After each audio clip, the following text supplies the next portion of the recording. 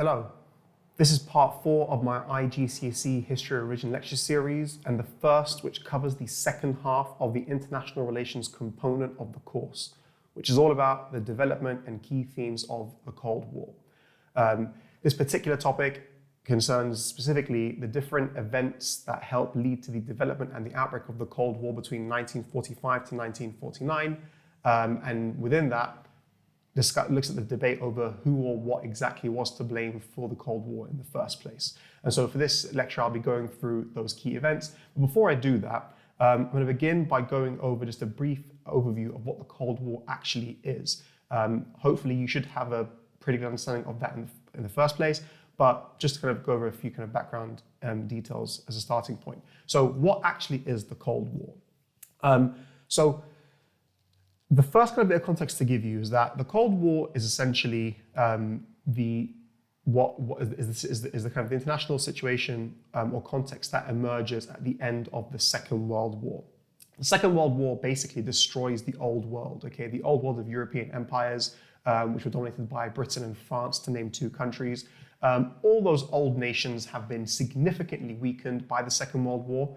And what you have is you have two countries emerging as the two most powerful nations on Earth by quite some distance. And then there is some distance between the two of them as well.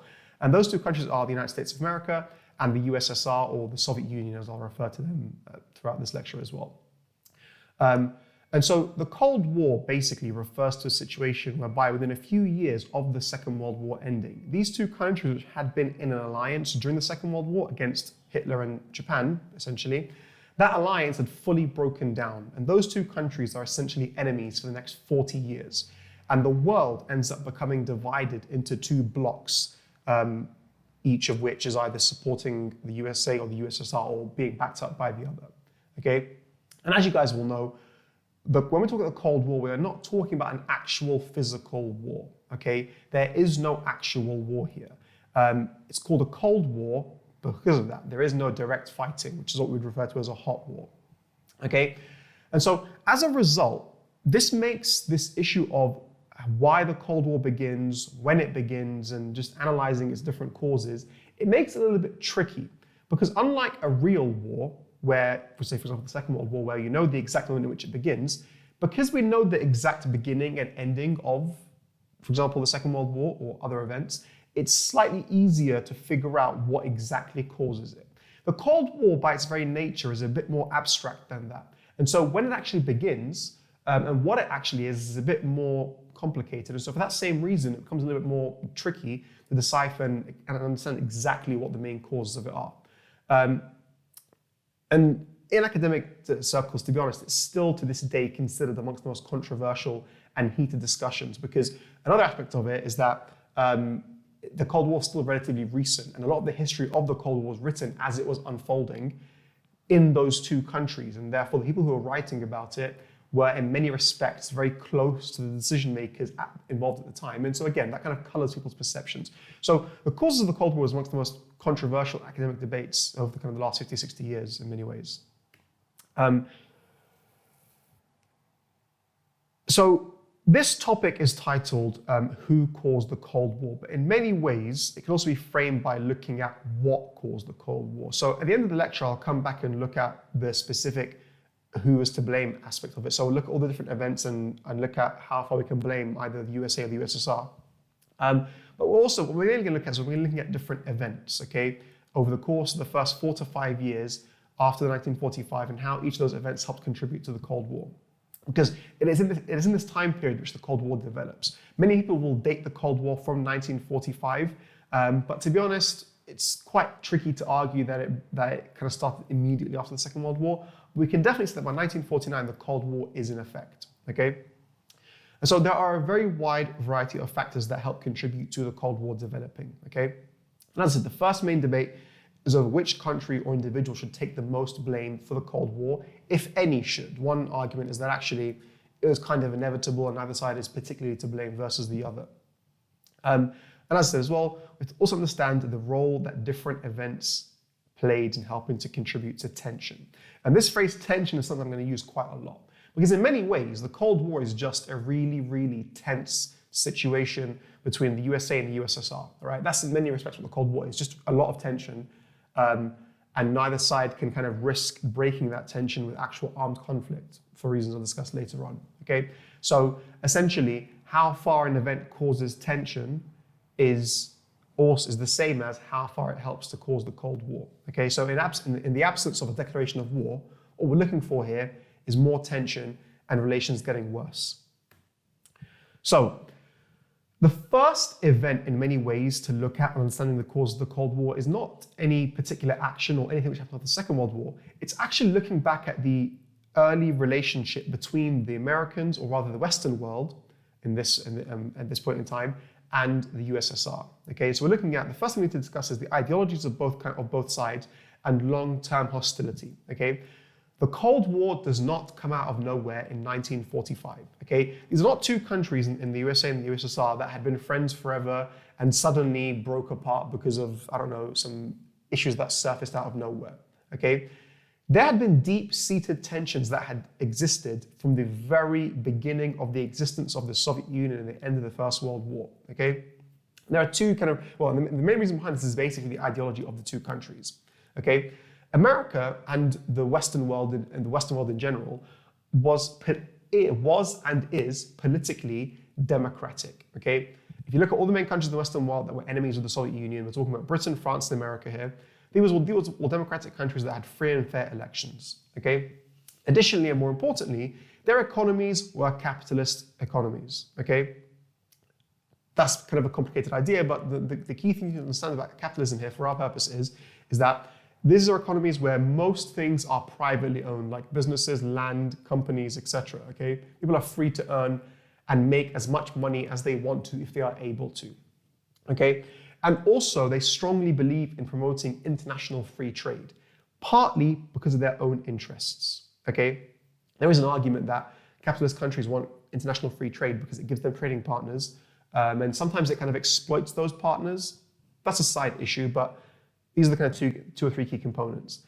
In contrast, the USSR is a communist country, okay? Meaning they are seeking to create a society where everybody is equal. Now, what that looks like in practice varies. What it ends up looking like in the Soviet Union after the revolution takes place in 1917 is that no private ownership of property is allowed, okay? So anybody who owned a business or land, that was confiscated from them eventually, and then it was either redistributed to people or, in most cases, the state took it over instead, all right? The idea is the state will enforce equality, okay, and redistribute things fairly based upon merit and who works harder, etc. And so as a consequence as well, this is a system that naturally only really functions if it's a dictatorship. That's a slightly simplistic argument, but generally speaking, as a consequence of those ideas, it operates as a dictatorship because you have to take things by force, essentially. And you end up creating a lot of resentment, which you then have to kind of crush by force as well. But more importantly, so the USSR is communist and a dictatorship as well, one-party state that's quite repressive. America is a capitalist free nation that's a democracy. And these are two visions of the world that are completely incompatible, okay? Not only are they incompatible just by their very nature, the USSR, generally speaking, had leadership, especially in the early days, that believed it was their duty and their responsibility to spread communism across the globe and overthrow capitalism, okay? And similarly, the USA traditionally wanted to spread their ideology across the world. So if we look back at topic 1, the Treaty of Versailles, when Woodrow Wilson wanted to bring his 14 points, one of his 14 points was about free trade. A big part of his vision for the world was free trade, mainly so the Americans could trade with those countries. So both countries actually need other places to follow their ideology if it's going to work in the first place, okay? So you have these two competing ideologies that are incompatible, and both sides to some degree want to spread it across the world. So from the outset, these were two countries or two sides that were always going to be hostile to one another, okay? There is an argument they could have potentially, if they were more pragmatic, have worked it out, but just from the very beginning, they were doomed to, they were always going to be natural enemies, okay? And so that is basically what happens.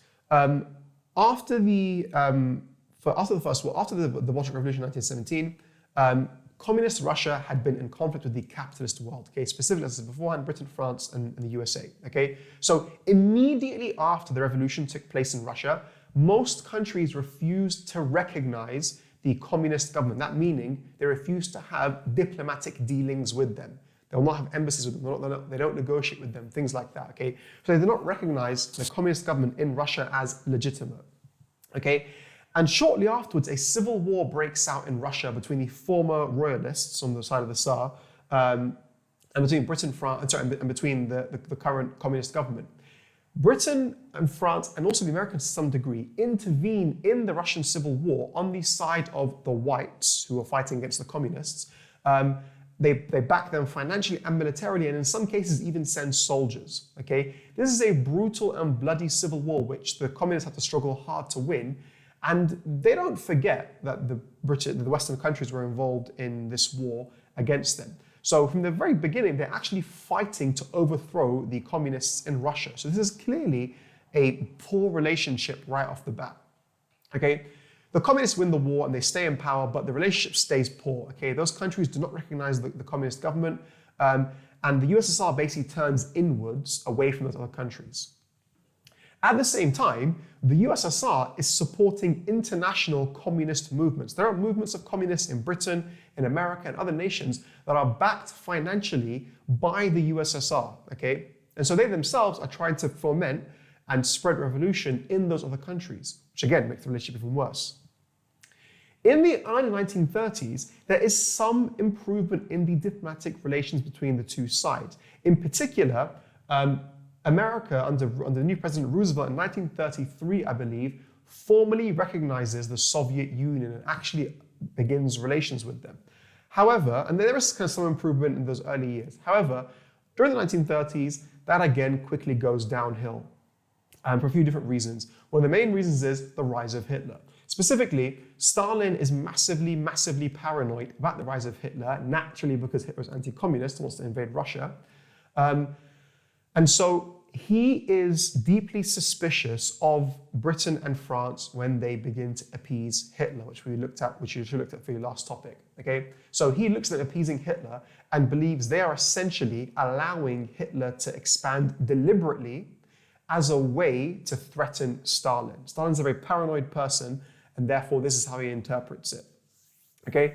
Additionally, there are situations like the Spanish Civil War, how they refused to get involved to stop Franco. The situation with Czechoslovakia, where they basically betrayed Czechoslovakia and sold them out to Hitler and didn't even consult the Soviet Union. Stalin once again becomes very, very distrustful of the Western powers, and the relationship again sours significantly. And to make things worse, in 1939, Stalin then signs the Nazi-Soviet pact with Hitler, okay, which paves the way for him to invade Poland and also go to war in the West. So the relationship is again at rock bottom in 1939. So by 1939, we have two sides that are enemies and have always been that way. The only reason why they come together is because of the threat of Hitler, okay? Hitler invades the Soviet Union in 1941, which was always his plan, to be honest, but he kind of decided to bring it forward despite his 10-year pact. And that same year as well, Japan, which is Hitler's ally, attacks Americans at Pearl Harbor. And so Hitler in 1941 ends up declaring war on the Soviet Union and the USA. And so Britain, the Soviet Union, and America are now at war together with Hitler, who was in a very, very strong position. And so this brings the three countries together. And actually, in the war, you'd think for countries that had been enemies just a couple of years ago, their relationship would be a bit rocky. They get on relatively well. Okay, they're all fairly pragmatic individuals and leaders, and their personal relationships are pretty good. Okay, actually, during the Second World War, it was mostly a pretty decent spirit of cooperation. Okay, the US and Britain give financial aid to the USSR. There's a lot of positive messages back home, particularly in Britain, about the USSR. Even Churchill individually gets on with Stalin, despite the past, and Churchill in particular being somebody who was very, very, very anti-communist. And so the relationship was quite good basically in the Second World War. There are some aspects of tension, which I'll come to now, but generally speaking, the relationship was good. And actually very, very good when you consider they were enemies just a year prior to that, or 2 years prior to that.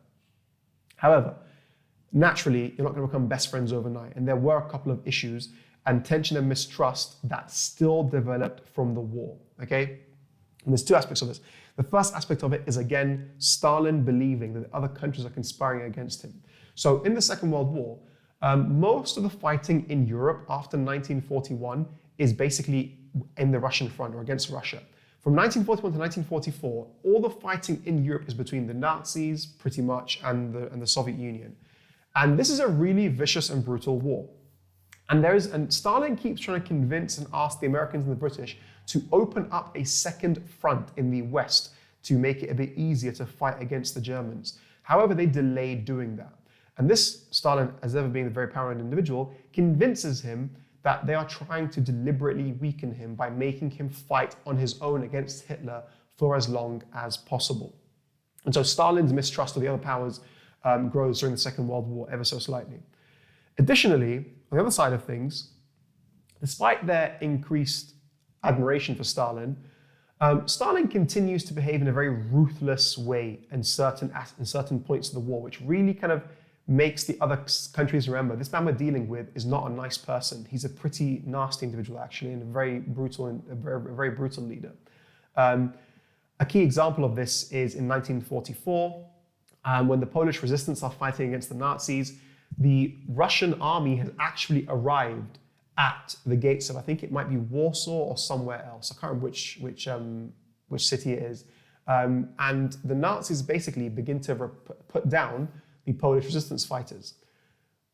Stalin orders his troops to not go into the city and give them relief. He basically wants the Nazis to wipe out the Polish resistance fighters first, and then he can go in and mop up the rest. And his reasoning being, essentially, is that he didn't want the Poles to liberate themselves. He wanted himself to control Poland after the war, which is an issue we'll come back to later.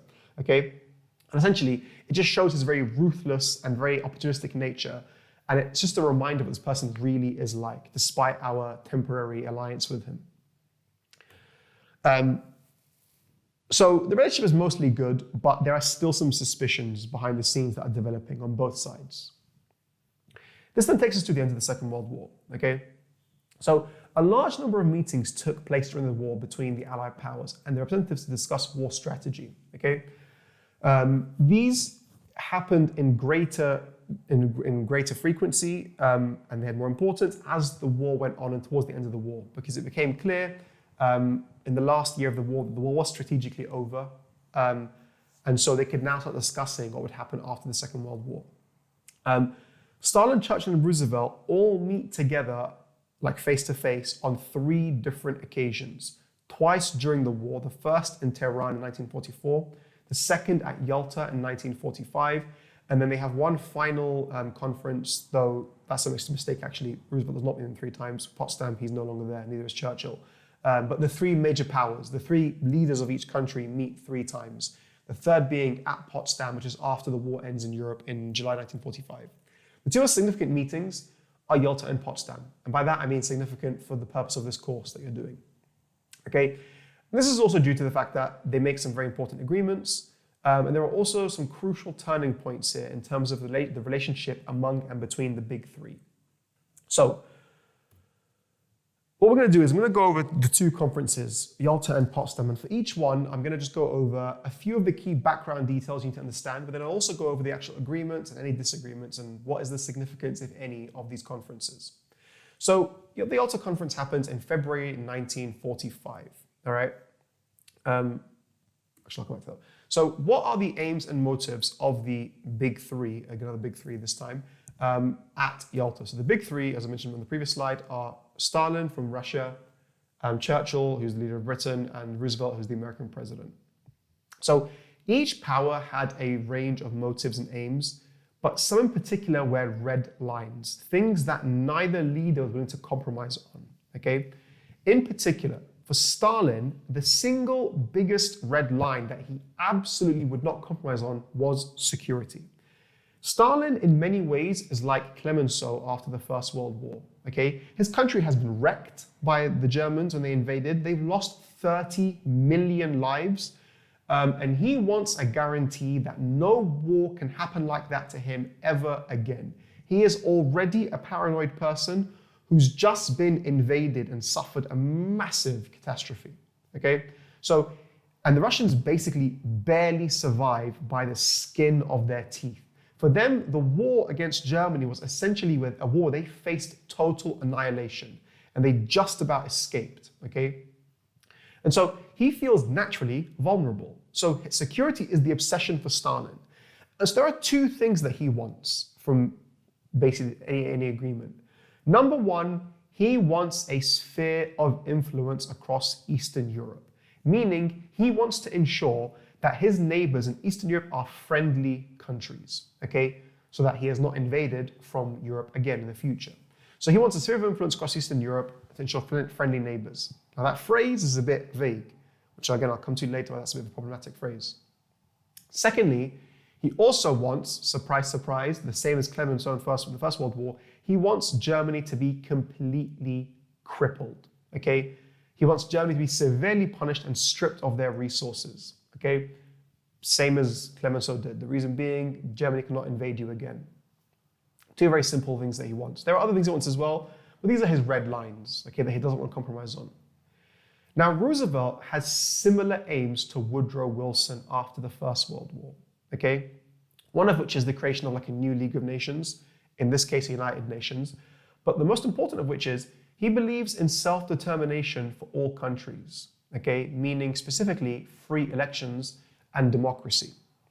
And for Roosevelt, this is also a red line, okay? There has to be freedom and democracy across the world, otherwise what's the point of the war we just fought, basically? So, what is the context of the Yalta Conference? So the Yalta Conference happens in February 1945. Okay, in terms of the situation of the war at the time, this takes place as the Allies have begun to invade Germany. Now, as I said before, the war strategically is over. The German army has been routed and they're basically on the run and being penned in on both sides. The war against the Germans will lose the war. It's not a question of if, it's a question of when. And that when looks like pretty soon, okay? So it's as good a time as any to have a conference and discuss provisional arrangements of what will happen at the end of the Second World War. So they meet at an old palace in the southwest of the USSR in a place called the Crimea, okay, or just, I think it's just off the Black Sea, if I remember correctly. I think it's the Black Sea. And so at the Yalta Conference, they're mainly discussing the following key issues. Number one, what will we do with Germany and their leaders? Number two, what to do with the countries that were occupied by Germany in the Second World War, in particular, Eastern European countries. Within that, there is the particular controversy over what happens to Poland, even though Poland is part of Eastern Europe, but they have this, so it's its own separate issue. There's also the ongoing issue of the war with Japan, okay? And unlike the war with Germany, the war with Japan looked like it had a long way to go. Because unlike Germany, Japan was also strategically defeated, but Japan was occupying hundreds of islands across the Pacific. And the islands are much more difficult to land on and attack than it is to attack land areas. So it's just going to be a much more difficult conflict. And some people estimated it may take up to 18 months to defeat the Japanese and capture each island one by one. And that's not even bearing in mind how many thousands of extra soldiers' lives would be lost in that conflict. And the final issue was how to create a lasting peace. So these are points you need to understand for a couple of reasons. Number one, you could have 4-mark questions. There are quite a lot of 4-markers that ask you to outline the terms of the Yalta Conference, okay? So make sure you know these terms for that reason, okay? There are quite a lot of 4-markers on this. But there are also a couple of terms you have to understand because they're going to create issues later on. So, on the issue of Germany, Germany would be divided into 4 occupation zones, okay? A zone going to America, to Britain, one goes to France, and one goes to USSR. Okay. Berlin itself would also be divided into 4 separate occupation zones. And Berlin itself was within the Russian sector in the east, but that in and of itself would also be divided into 4. Germany would lose territory in the east to Poland, which would have its border moved west, okay? And lastly, Germany had to pay reparations. Now, this is where the controversy starts to begin. This issue of what happens to the countries that were previously occupied by Germany during the Second World War. So there are two promises that are made which were arguably contradictory, okay? And they were definitely interpreted differently. So it was agreed that all the former countries occupied by Germany would hold free elections to decide their governments. Stalin agrees to this. He agrees that he will hold elections.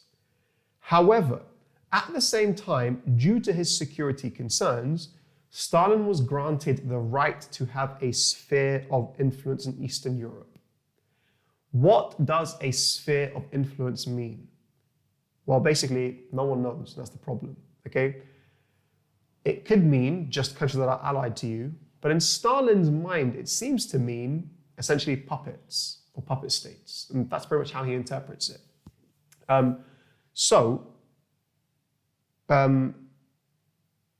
Stalin's given this right to have a sphere of influence in Eastern Europe, okay? Additionally, within that, Poland also, there's an agreement that they'll have free elections. However, in addition to that, Poland would have, after the Second World War, a provisional government set up. And it would consist of two groups called the London Poles and the Soviet-backed Lublin Poles. So if you guys remember, at the end of the Second World War, so at the beginning of the Second World War, Poland was invaded by the Soviet Union and the Germans. The government of Poland flees in exile to London. So the ex-Polish government that had fled after they were invaded by Germany and the Soviet Union are called the London Poles. As you can guess, given they were the government who were invaded by Russia, they are not exactly pro-Russia or pro-Stalin. So Stalin knows they're not exactly going to be willing to go under his control, so to speak. And so instead, there is a Soviet-backed government which they had set up in a place called Lublin, okay? And so the Lublin Poles are essentially the Polish communists who are backed by Stalin. So the agreement is Poland is supposed to have a provisional government consisting of both sides, the Lublin Poles and the London Poles. Stalin agrees to this. Lastly, Poland would lose land to Russia in the east, which is why in the previous point we mentioned that Germany would lose land to Poland. So Poland loses land in the east, but in compensation gets land in the west from Germany. On the issue of Japan, Stalin agrees to help in the war against Japan after Germany was defeated. Roosevelt in particular wanted his help because, as I mentioned already, Japan was going to be quite difficult to defeat because of the whole island by island nature of the fighting. And so if the Russians got involved, it would help speed up the course of the war. And that was something the Americans very much wanted to do as fast as they could, okay? And lastly, they create a new organization called the United Nations to replace the League of Nations that was now defunct and had basically failed. All right, so these are the agreements that made at YALTA. Some of those agreements we're going to come back to later because they help to create issues, okay? So what changes between YALTA and POTSDAM? So this is the second conference at YALTA. 4 months later, the Allied powers meet again. 5 months later, they meet again at a place called POTSDAM, which is just outside of Berlin. This is after Germany has now been formally defeated in May. And this time, the discussions will focus a lot more on the specifics of what happens to Germany. And this is also the final time that the big three countries meet all together in a war conference, okay? Unlike the relatively cooperative YALTA conference, so the agreements I mentioned were mostly pretty good, and actually they got on quite well at the YALTA conference.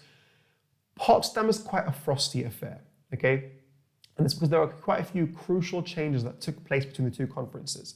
And you can get quite a wide range of questions about this in your exams. In particular, there are a lot of 6-mark questions asking why relations got worse at POTSDAM or why things changed, okay? So I'm going to go through some of the key changes. And in particular, there are 4 main changes you need to know about. The first is that Roosevelt, the US president, had died shortly after the YALTA conference and had been replaced by his vice president, which is Harry Truman.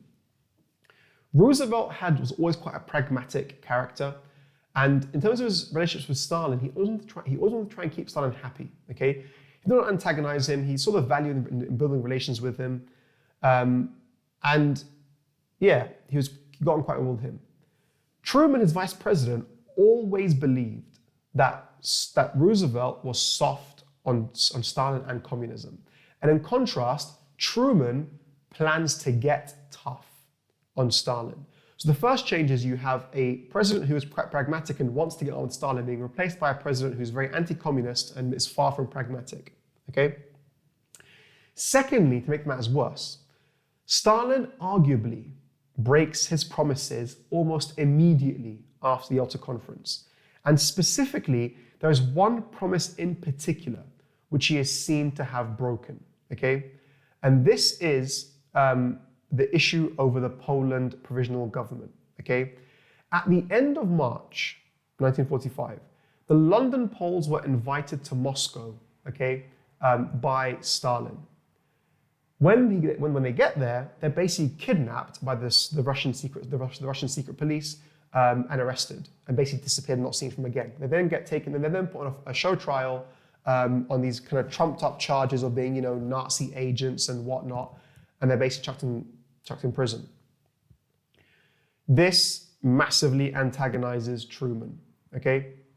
Truman immediately tells off Molotov, who is the foreign minister of the Soviet Union, for breaking his promises when they first meet. So Truman becomes president, I think, in early April.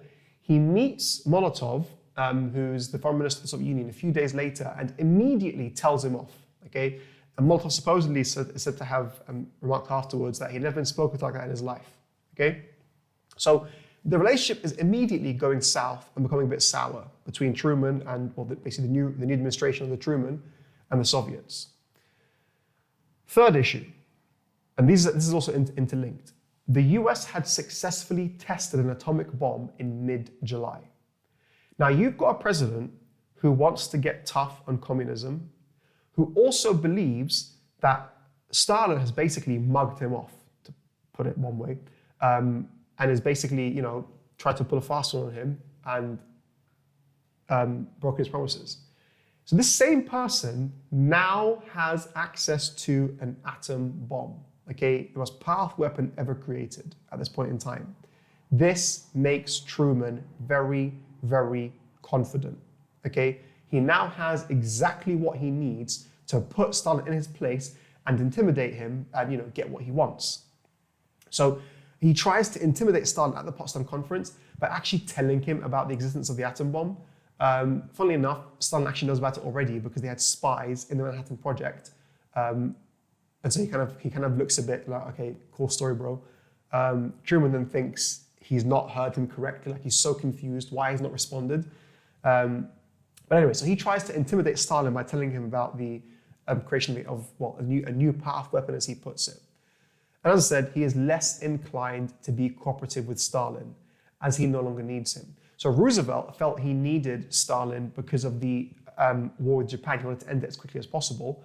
But Truman now feels like I've now got a weapon that I can drop on Japan, which he does eventually, and that will end the war quicker. And so I no longer need his help against the Japanese. Last quick point, it's not super important, but I've mentioned it anyway, is that in July, Churchill also loses an election. And so the new leader of Britain is Clement Attlee. So you've now got new leaders in both the US and Britain. So the personal dynamics of the conference is very, very different to February. These aren't the same three people that had been, fairly cooperative for 4 years during the Second World War. So you have these changes that make the relationship between the two sides a lot worse. And so things kind of go downhill. And so the Potsdam Conference, unsurprisingly, given this changing relationship, sees a great deal of disagreement, okay? There was disagreement of the future government of Poland. There's no agreement made over that, basically. They just don't make any agreements. And there's also issues over the exact reparation amounts that Germany should pay the USSR. However, they managed to make some agreements, in particular over Germany. Some of these are partially agreed at the previous conferences, and this basically just confirms them. So the Polish-German border was moved to what they call the Oder-Nisei line, so they formalize exactly where the new Polish-German border will be. The Nazi Party is officially banned. The leaders are to go on war crimes trials. The division of Germany is confirmed as Berlin. And lastly, each country would take reparations from its zone of occupation. Okay, they couldn't agree on what to do with the reparations, so they just decide, you know what, take them from your own zones. But they don't really go into the specifics. In particular, what will happen to Germany. And this is a problem because Germany is an issue whereby Germany would then be governed jointly by an Allied Control Council made up of leaders of all the four different countries who would then make decisions over the future of Germany together. The problem is they couldn't make agreements when their relationship was still okay. Over time, the relationship between Germany and, between the major powers is going to get worse and worse. And so the ability of the Allied Control Council to solve the situation in Germany is also going to become quite complicated. We look at the Berlin crisis. But anyway, so there are some agreements made. Again, you can get 4-mark questions about the Potsdam Conference asking you how does the Potsdam Conference, basically you can get 4 markers about the terms of the Potsdam Conference. So it's worth just knowing just a list of those agreements. So in terms of the outcomes of Potsdam, okay, it's important to understand that the relationship between the two countries had broken down by this point, particularly the US and USSR. However, the tension was entirely private, or almost entirely private, okay? The public by this point did not know anything about this tension, okay? And publicly, at the conferences, they still took their photos with all the 3 leaders smiling, looking happy, and like everything's still going on great, okay? And they still publicly spoke of cooperation, okay? Secondly, at this point, both sides did not see the situation as inevitably sliding into conflict. Both sides continue to try to make efforts over the next 6 months at least to try and maintain ties. But by this point, the relationship is going south, but it has not broken down completely just yet, but it's going that way. So we fast forward another 6 or 7 months, okay, we're about a year rather, to the first major public sign of discontent. So in March 1946, Churchill gives his famous Iron Curtain speech, or as it's actually called the Fulton speech in Missouri. Okay. Now, this is a question, an issue you can get asked questions about, and it's kind of a bit confusing because it's a bit abstract in some respects. The importance of the Iron Curtain speech is purely symbolic. By this point in time, Churchill is no longer the Prime Minister of the UK. He's just a diplomat or an elder statesman. He goes on a trip to America, invited by Truman, who's his mate, and he gives a speech. In this speech, he denounces the Soviet Union and what they had been doing in Eastern Europe after the Second World War, which I'll come to in a second. This speech becomes known as the Iron Curtain speech because he uses this phrase as a metaphor for the division of Europe between the free democratic world in the West and the increasingly totalitarian world in the East. So in the speech, he accuses the Soviet Union of not abiding by the agreements and of essentially creating police states in Eastern Europe. And in some ways, he kind of subtly compares Stalin to Hitler when he says, this is not the liberated Europe we fought to build up, okay? In other words, what's the difference between this and Hitler? This is important because this is the first public sign of dispute between the two sides. There had never been any major open criticism by a Western leader of Stalin before this, okay?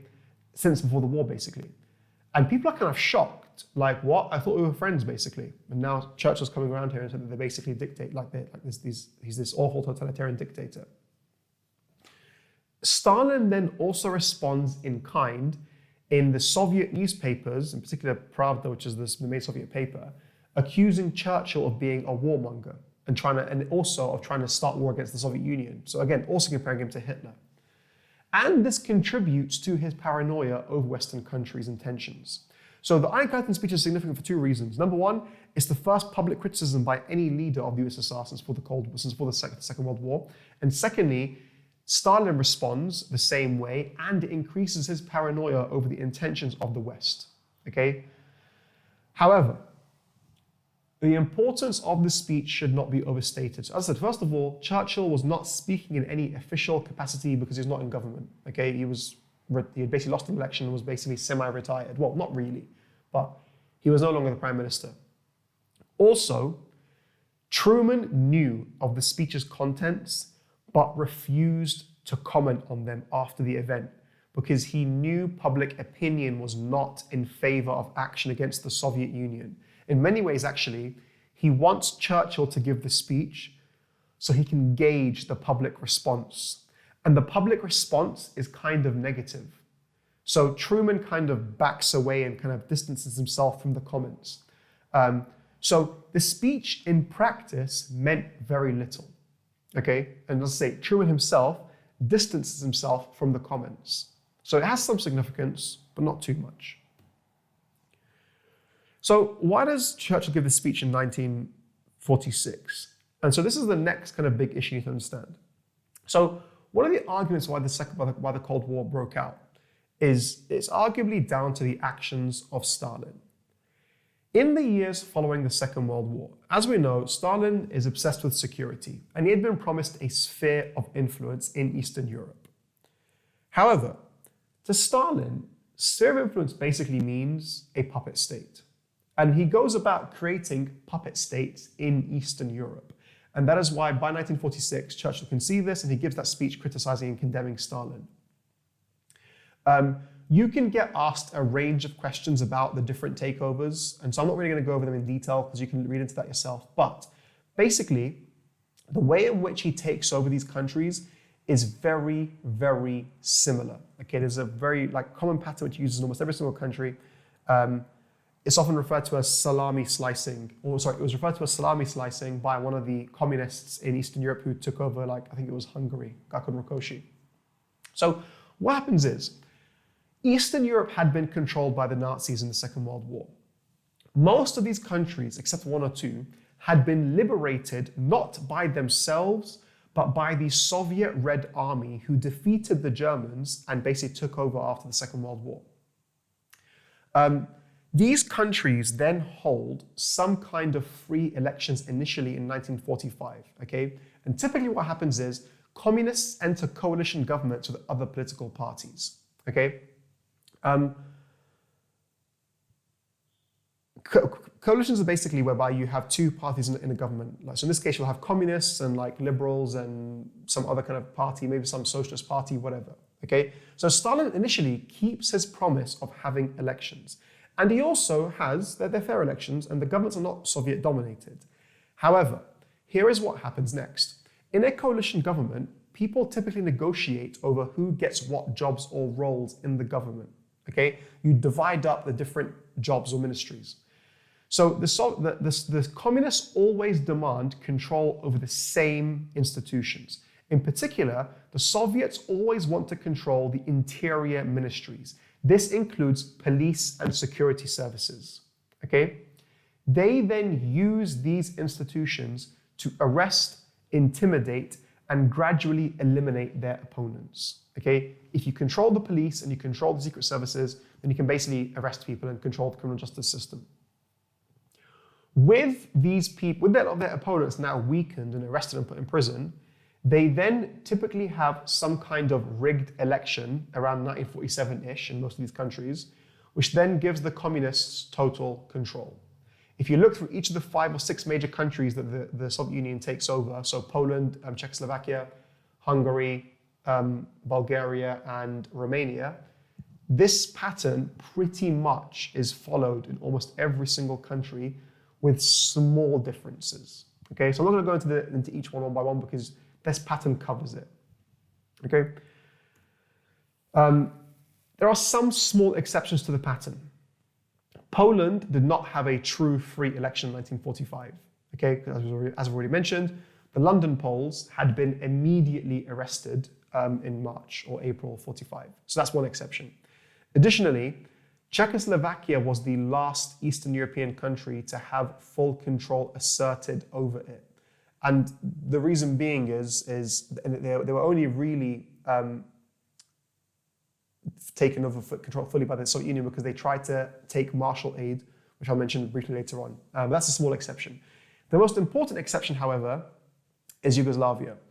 Okay, I once saw this really terrible 10-mark question about how far had Stalin controlled Eastern Europe by 1948 or 47, and that was a hard question. And basically, one of the only counter arguments is he hadn't fully controlled it because Yugoslavia was not under his control.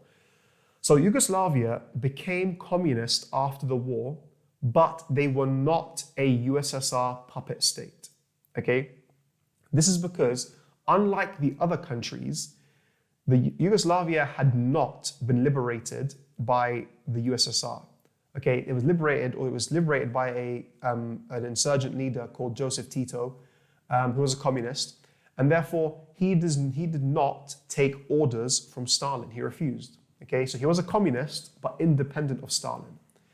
Everywhere else, though, becomes Soviet-controlled. So the impact of the Soviet takeover is really important. So the argument is that this really increased suspicions that Stalin was a dictator with intentions of expanding communist control across Europe. Okay? A key component of the Cold War is the belief in the West that Stalin is a totalitarian dictator hell-bent on achieving communist global control or communist control of the world. Okay? This kind of belief takes root because of his actions in Eastern Europe. They look at what he does and it creates this belief. Okay? This, as a result, in many ways you could argue, is what leads to the USSR coming out of their shell as an isolationist country and becoming more involved across the world. Okay? And in many ways, Truman does desperately want to get involved and do something about it. The trouble is, there is no mood in the country, the USA that is, to act against the USSR because the country is still isolationist. This is where we get our next major development. Okay, so by 1947, the situation is still going downhill. Stalin's taken over Eastern Europe. The relationship is souring even more. And Truman believes something has to be done. But what and how to justify it to the American people?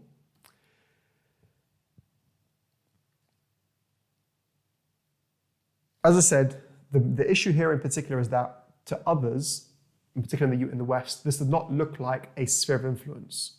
This looked like a deliberate and sinister spreading of global communism. To make matters worse, in the winter of 1947, there was a genuine threat and risk of communist takeovers becoming a real prospect in many other countries, in particular in Western Europe. And this is what leads us to the next development in the Cold War, which is the Truman Doctrine. Okay, so communists were on the rise in many different countries in Europe in 1947 to 48. Okay, some of these were under the direction of the USSR, for example, Czechoslovakia, while there were others who were independent of them.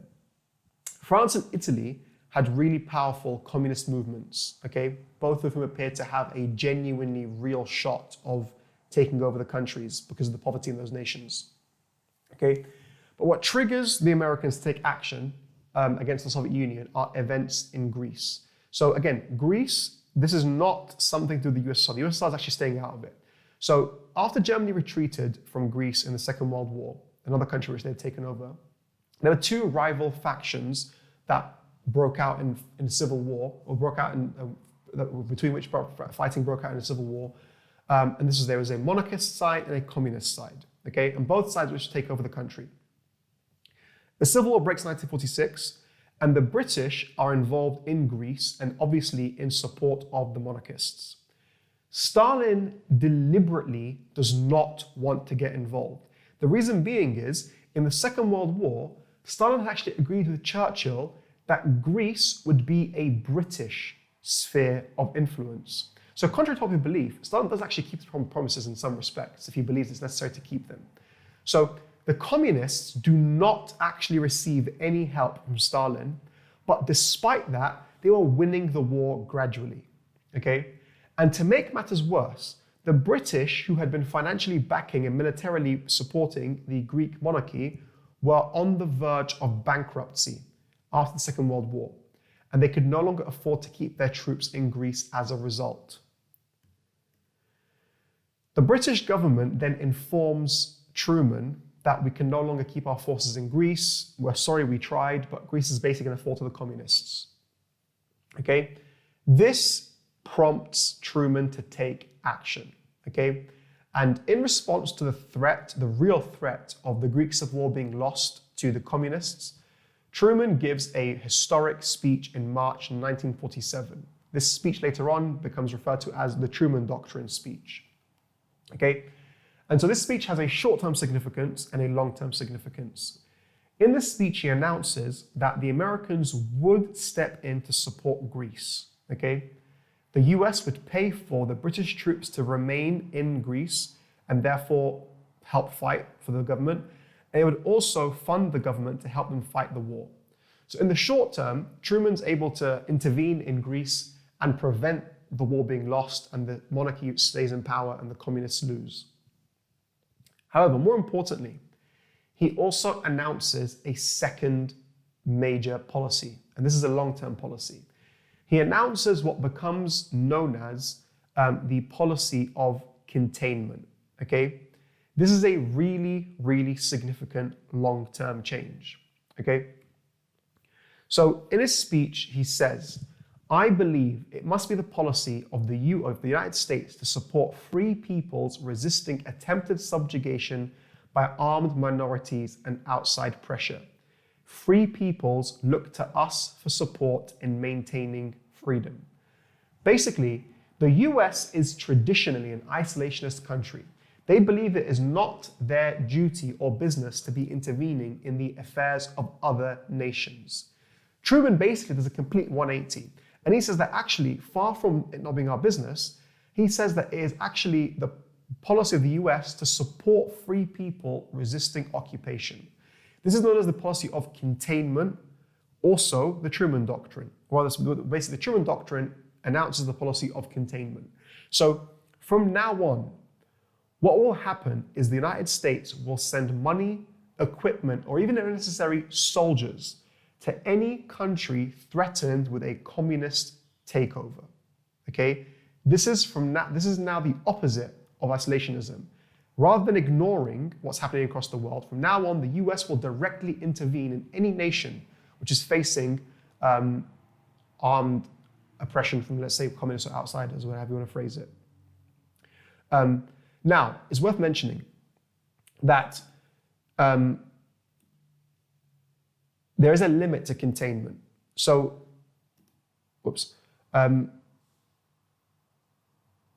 containment does not involve rolling back communism or where it already exists, okay? Truman argues that Truman believes that you have to accept that Eastern Europe has gone communist, okay? You can't do anything about that. But from now on, the US would meet and stop communists in their track wherever they try to expand elsewhere, okay? So Eastern Europe is a write-off, but any other further expansion will be met in kind by the Americans. And this is the doctrine of containment, okay, or the Truman Doctrine. So this Truman Doctrine then gets followed up quickly by a second crucial part of the new American strategy. And this is what we call the Marshall Plan, okay? So communism had been thriving in Europe after the war, particularly 1947, due to the poverty and destruction of the war, okay? Communism thrives in miserable, poor countries. This is an idea which you should be familiar with from the very first topic. After the First World War, Lloyd George wants Germany to recover because he's scared of communism spreading in Germany after the First World War, okay? The Second World War, Europe is in a terrible position, okay? Countries are in debt. There are extreme shortages of goods and basic fuel. If we take the example of Britain, that, to be honest, had been doing the best out of all the main European countries, they had rationing up until 1950. They had electricity being turned off every day in 1947, okay? And this is the best country in Europe in terms of how they're doing economically and financially. The rest of Europe was miserable, okay? Genuine poverty and hunger. And the winter of 47 was a particularly terrible winter, okay? Where fuel shortages really hurt. And so this was a breeding ground for communism. And so an American general, George Marshall, visits Europe that year, and he sees the despair, and he suggests the US needed to give Europe basically a huge grant or basically financial aid to help them rebuild and to therefore stop communism from spreading throughout Europe. And so he suggests that $17 billion be given as a grant, basically foreign aid, to Europe to help it recover after the Second World War. Initially, the Marshall Plan gets rejected by the US Congress. Okay? The idea being is that politicians and the public were still not fully convinced of the need for containment as a policy. So even in 1947, late 47, Americans are still not on board with containment and stopping the USSR and communism. However, Stalin completes his takeover of Czechoslovakia in late 1947, and this convinces the US Congress to pass the Marshall Plan and agree to it. And so what is the motivation of the US for passing the Marshall Plan? Because you can get 6 markers asking you why is the Marshall Plan created? There are 3 main reasons. Okay, the first is what we consider is the public motive of the US government. Okay, and that is very simple altruism. In other words, they did it out of the goodness of their heart. Europe was suffering, and it was only just and right to offer it to Europe. Okay, and to make that claim, they even offered Marshall aid to the USSR and Eastern Europe. This is genuinely true. So you could argue, well, one reason is they did it purely out of public good. Okay, and that was the public reason the Americans gave. Now, this thing about giving money, offering it to the USSR, this was arguably just to hide the true nature of the Marshall Plan. Okay, so there are 2 other motives. There is then the semi-public motive. So this isn't really a secret motive. People kind of suspect it's the reason. And this is the fact that the US was scared of more countries being attracted to communism, in particular France and Italy. Okay, so there is the main reason really that they bring in the Marshall Plan is because it helps to rebuild these countries after the war, and this will allow them to counter the spread of communism in their own countries. The final reason, though, and this is more of a secret reason, and it's also more of an accusation by the USSR, but it's arguably true. The USSR accuses the Marshall Plan of being dollar imperialism. Okay? Essentially, the argument is the US is using their financial aid to control these countries. Okay? And part of the argument is the Marshall aid had terms attached to it. To receive Marshall aid money, you had to basically open up your economy to the US. Okay? And so this is seen as a way to control these countries and enslave them using their financial aid. And secondly, that money which they'd give would be used to purchase American goods. America is the single biggest manufacturing power in the world after the Second World War. And if these countries become more financially viable after the Second World War, they're going to buy things from the Americans. So it's also a self-interest thing. The Americans simply want Europe to develop so they can buy their stuff. And that helps the Americans after the Second World War. So you have the public motive, just pure good, the kind of stopping communism from spreading, and also the kind of the selfish motivation, which is to either control these countries and or use them as markets to sell their products. That third point is a bit more abstract. So if you don't fully understand it, don't worry, but there are some questions where it can be helpful to bring up that argument. So that's the next issue. The final issue which helps to cause conflict is the Berlin blockade, okay, or conflict over Berlin. So the final in the 1940s that confirms the breakdown of the relationship between the US and the USSR was the culmination of several years of tension over Germany after the war, and in particular Berlin. So I'm going to rewind back slightly to look at what happened to Germany after the Second World War. So Germany had been divided into 4 zones of occupation, okay, in addition to Berlin, okay. However, this was only meant to be temporary. And despite the disagreements at Potsdam, the 4 powers were meant to be making joint decisions over the future of Germany. However, unsurprisingly, As the relationship between the powers breaks down, so does cooperation over Germany, okay? If these guys are moving further and further apart, it's obviously going to be more and more difficult to make joint decisions over the future of Germany. And by 1948, this became a major cause of conflict between the powers. So, to kind of give you a summary of how Germany became such a big Cold War hotspot. So, not long after the war, the US and Britain decide they want to help Germany rebuild and recover.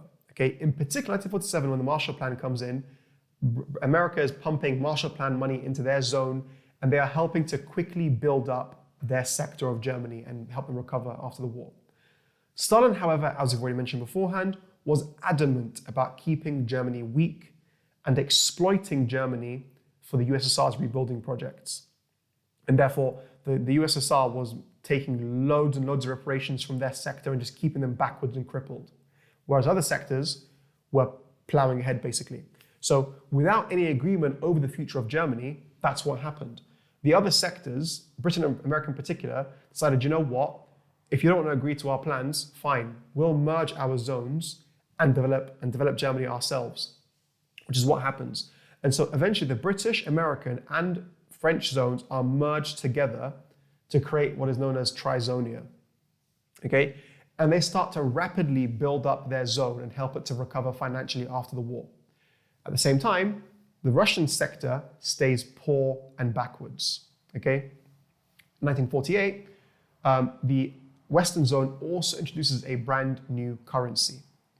Stalin felt these were provocative moves and felt threatened by it, okay? He feels threatened for a couple of reasons.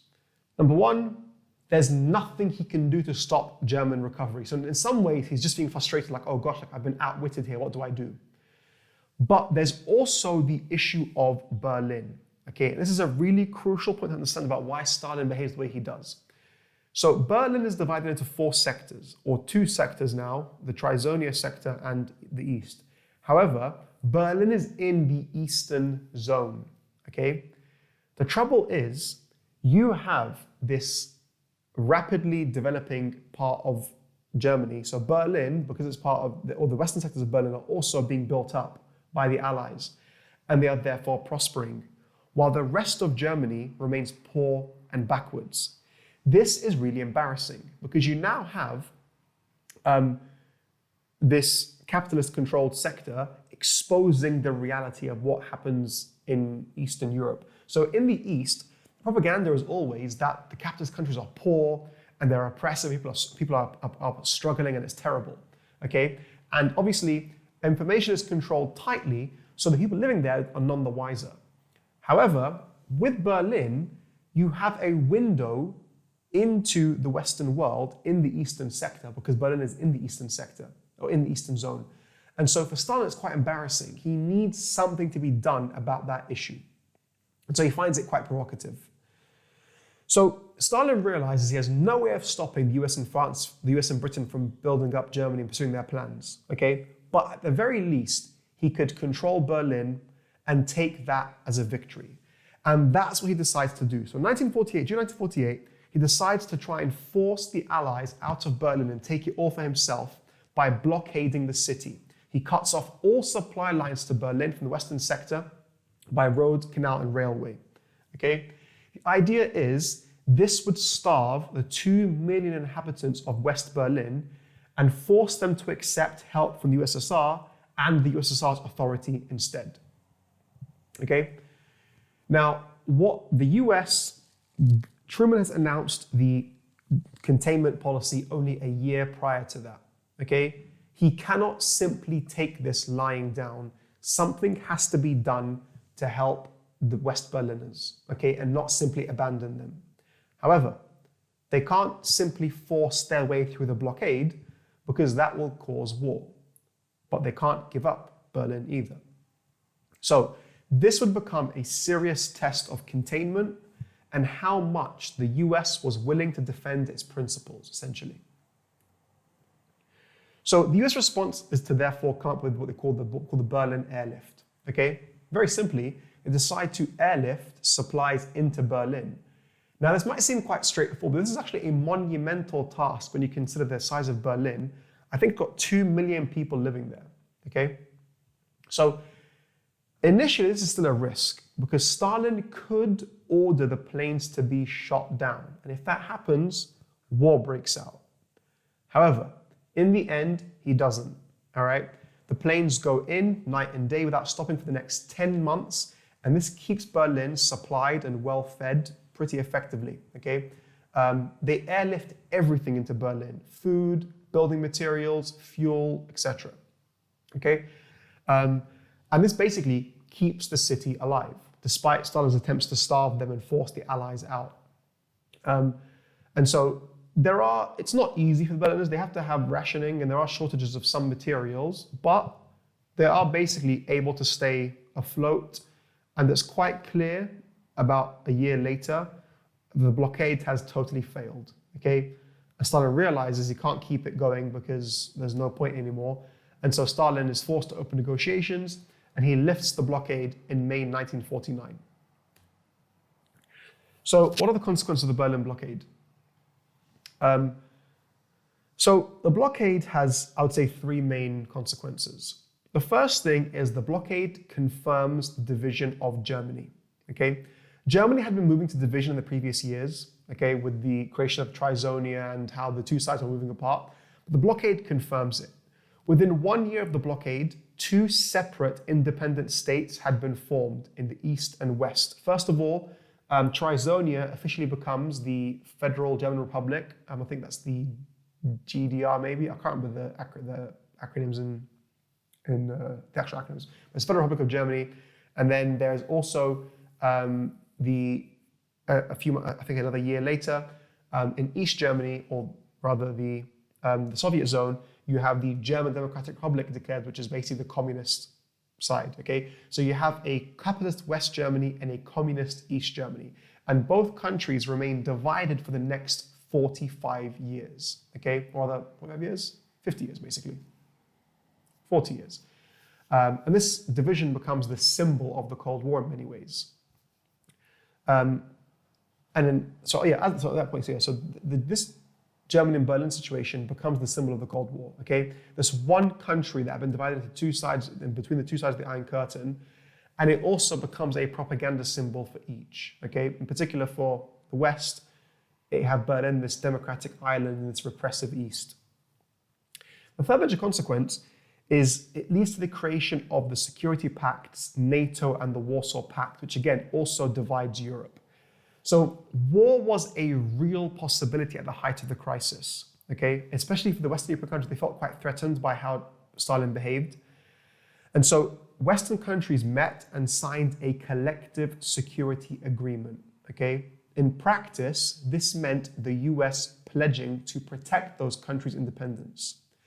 The USSR forms a similar pact in 1955 in response to West Germany joining NATO. And so by 1955, you have Europe divided formally into 2 separate security alliances, okay, against the other, NATO and the Warsaw Pact. And in many ways, this is a consequence of the Berlin blockade, or the events of the Berlin blockade and what followed on from that. So if we come back to the, overall, if we come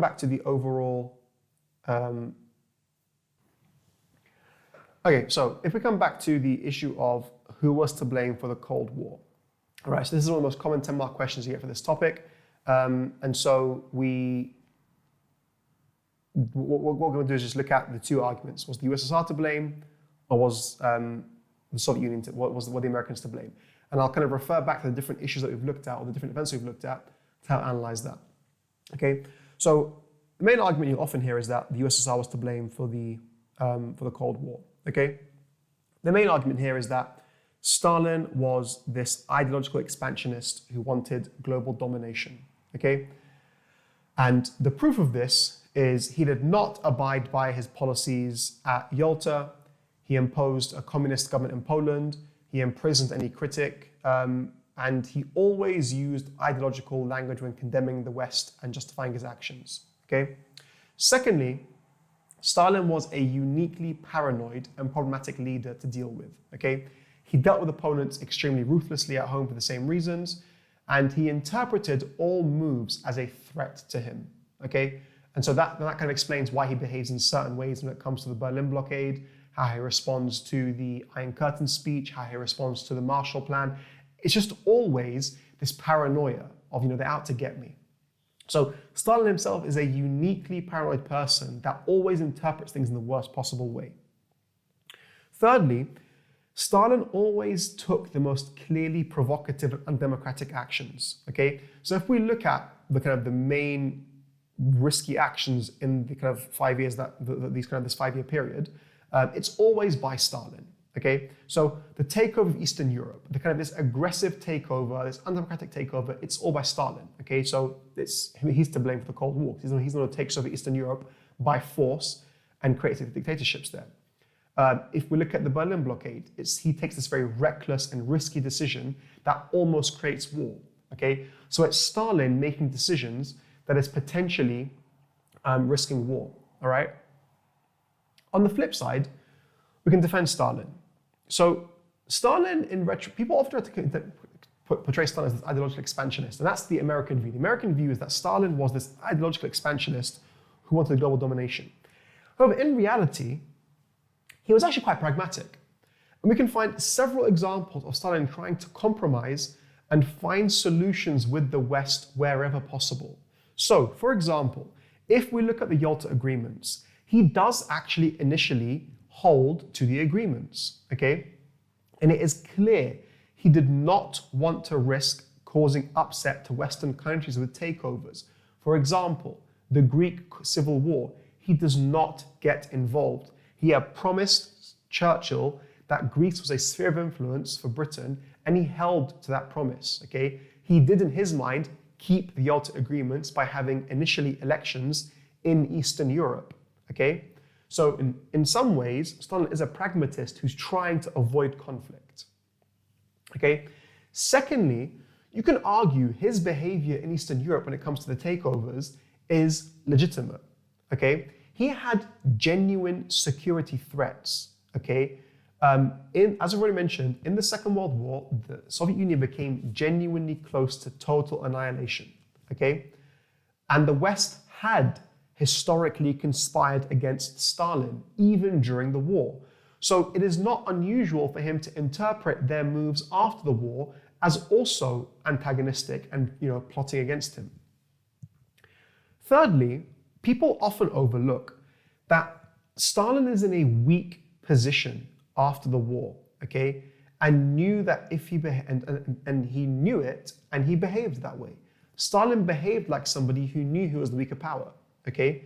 He wanted US help, okay. So if we look at the example of the Marshall Plan, Stalin rejects it, okay, after it's offered to him, but when you actually look at the documents, the historical record, Stalin sent Molotov to Europe and was genuinely considering accepting Marshall aid money, okay? In the end, he rejected it because he believed the motives could not be trusted. But Stalin was actually trying to get financial help from the Americans. So he's behaving in a way as the lesser power, and he knows it. So he's in a weak position and he knew it and he behaved that way. Now, on the flip side, we can therefore argue that it was actually Truman and the USA which was to blame. Okay, so we can argue that Truman was an aggressive and overly firm leader, and he's the person who ruined the cooperation from the Second World War. Unlike Roosevelt, he did not understand the need to be pragmatic, and he never had any intention of compromise basically with the USSR. And so his way of diplomacy is to basically try and provoke Stalin or intimidate him using his atomic diplomacy in the Potsdam Conference. It's the Truman Doctrine, his plans for Germany. He takes decisions that are provocative towards Stalin. So you can argue actually it's not Stalin who provokes the USA, it's Truman who provokes Stalin. Secondly, we can argue that Truman was in fact ideological as the US in their desire to create global free markets for the US to trade in. And so again, I said this before, this is a bit of an abstract idea, so if you don't understand it, don't worry about it. you can skip this point, but there's an argument that the US wanted to create a free, open world, not for the good of the world, but for their own benefit, for their own financial benefit, to create markets where people could buy their manufactured products and help America prosper, okay? And the Marshall Plan is a clear example of this. It's not this grand altruism, it's pure self-interest. And lastly, in contrast to the Soviet Union weak point, the US was in a very, very powerful position after the war. You can argue that Stalin has legitimate reason to feel threatened because he's in a weak position. The US, in many respects, had no justifiable reason to feel worried or to feel any kind of genuine threat from the USSR because they posed no threat to them, okay? The US was far more powerful militarily after the Second World War and far more wealthy economically and prosperous. So you can actually say that actually it's Truman to blame and their actions and the Americans. And on the flip side, you can defend the Americans by saying that Truman is simply a man of principle who hates the idea of having to make a compromise with a man like Stalin, okay? Why should Truman compromise with Stalin if Stalin is an evil person, okay? And even then, despite that, his actions were never proactive, but in fact, always a response to Soviet actions, okay? So it was a response to Stalin's takeover of Eastern Europe and the communist threat. Truman takes no real action at all until 1947, because by that point, the communist threat is growing. So you can actually argue Truman did wait before he responded and did want to give it a chance, potentially, despite his distaste for the Soviet Union. Truman was also not irresponsible in his actions, okay? Containment was not provocative, as he accepted that the Soviet Union, or rather that the USA could not do anything about Eastern Europe, okay? He accepted that the Eastern European countries were a write-off. Instead, his focus was on defending those countries that had not yet gone communist. So Truman was actually quite pragmatic in some respects and set very realistic and reasonable goals in terms of his ideology. And lastly, there is an argument that Truman is simply trying to learn the lessons of the Second World War, okay? The Second World War was arguably begun because of the appeasement of Hitler and people being unwilling to take proper, robust action against a dictator, which then spiraled out of control. And so in many respects, Truman is like many of his generation after the Second World War, who is simply trying to make sure that there is never another totalitarian dictator like him having his way in Europe. And so between those two slides, you've got kind of a range of ways in which you can argue that the Soviet Union is to blame and that the USA is to blame, and within those as well, ways to specifically counteract those arguments. All right. You can also potentially get 10-mark questions that ask you about how important specific events are for causing the Cold War. Those are less common, but it's just worth looking back at the different events, trying to figure out which ones have what potential impact. But this is essentially the main 10-mark question. The vast majority of 10 markers are about who was to blame for the Cold War, okay? So I'll leave that one there. If you have any questions or comments about anything that I've covered, I have rushed some of the issues a little bit, and I do get that some of these topics are a bit abstract, in particular economics. So if you have any questions or concerns about anything I've mentioned, or if there's anything you learned in class or you've seen in a textbook or revision guide that you want clarification on, then feel free to drop a comment in the comment box below, and I'll try to respond to you whenever I can as well. Thank you much for listening.